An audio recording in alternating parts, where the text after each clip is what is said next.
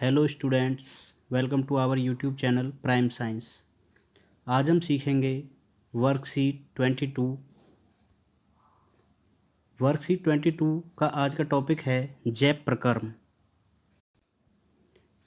Students, आप जानते हैं सभी जीव जंतु अपने जीवन के लिए कुछ आधारभूत क्रियाएं करते हैं, जैसे पोषण, श्वसन, उत्सर्जन, परिसंचरण, वृद्धि एवं जनन आदि। ये सभी क्रियाएं जैव प्रक्रम कहलाती हैं। हम सबसे पहले पढ़ेंगे पोषण। किसी भी भोजन को ग्रहण करके उससे ऊर्जा प्राप्त करना ही पोषण कहलाता है।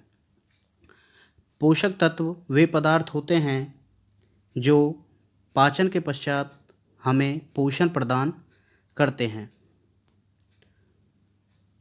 पोषण विधि। मुख्य रूप से पोषण की दो विधि होती हैं, स्वपोषी पोषण व विषमपोषी पोषण।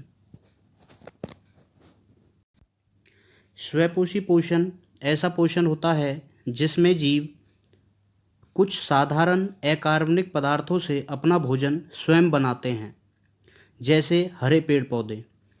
पेड़ पौधे वातावरण से CO2 व मिट्टी से H2O ग्रहण करके सूर्य के प्रकाश की उपस्थिति में अपना भोजन स्वयं बनाते हैं।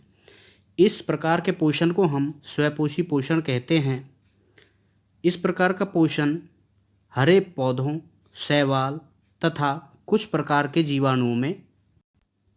अगला है विषमपोषी पोषण। इस प्रकार का पोषण में कोई भी जीव अपना भोजन स्वयं न बना करके अपने भोजन के लिए दूसरे जीवों पर निर्भर रहता है। इस प्रकार के पोषण को ही हम विषमपोषी पोषण कहते हैं। इसमें मुख्यतः सभी जीव जंतु जैसे मानव या कवक आदि भी होते हैं। पौधों द्वारा अपना स्वयं भोजन बनाने की प्रक्रिया को प्रकाश संश्लेषण कहा जाता है।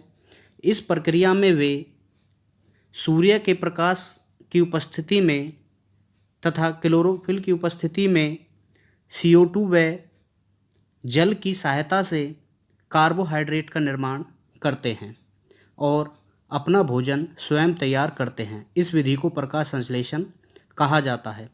इस विधि में जो मुख्य उत्पाद होता है वह ग्लूकोज होता है और ग्लूकोज पौधे की कोशिकाओं में जमा होता रहता है।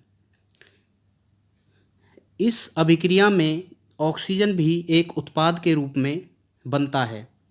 इस प्रकाश संश्लेषण की रासायनिक अभिक्रिया कुछ इस प्रकार है। जब कार्बन डाइऑक्साइड व जल सूर्य के प्रकाश व क्लोरोफिल की उपस्थिति में अभिक्रिया करते हैं तो इस अभिक्रिया के फलस्वरूप ग्लूकोज, ऑक्सीजन व जल का निर्माण होता है।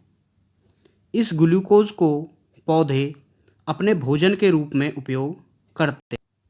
प्रकाश संश्लेषण के लिए मुख्य रूप से कार्बन डाइऑक्साइड, जल व सूर्य के प्रकाश की आवश्यकता होती है। आपने देखा होगा पौधे की पत्तियों पर छोटे छोटे छिद्र होते हैं जिन्हें हम रंध्र या स्टोमेटा कहते हैं। इन स्टोमेटा की सहायता से ही कार्बन डाइऑक्साइड वातावरण से पौधे के अंदर प्रवेश करती है और जो प्रकाश संश्लेषण में ऑक्सीजन बनती है वह पौधे के अंदर से बाहर आती है।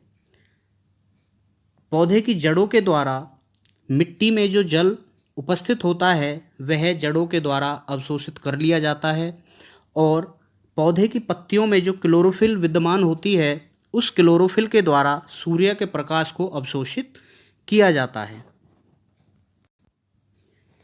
प्रकाश संश्लेषण मुख्य रूप से कोशिका के अंदर, पौधे की कोशिका के अंदर एक कोशिकांग होता है जिसे क्लोरोप्लास्ट कहते हैं।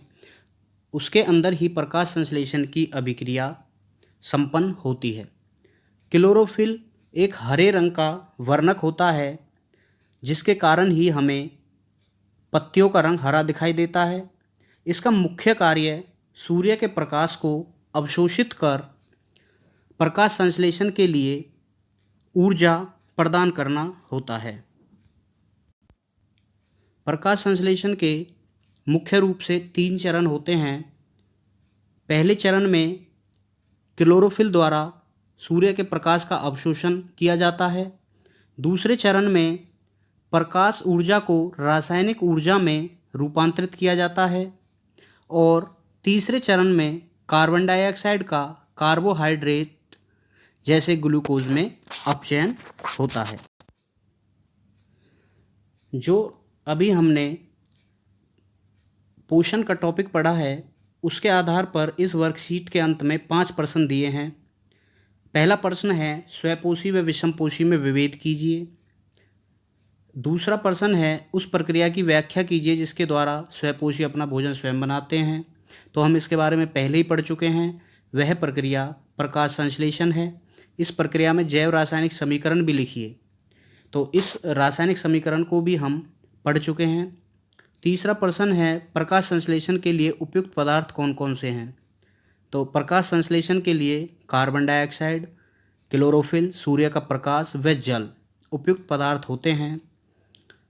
चौथा क्वेश्चन है प्रकाश संश्लेषण कहाँ होता है। तो प्रकाश संश्लेषण मुख्य रूप से पौधे की पत्तियों में होता है।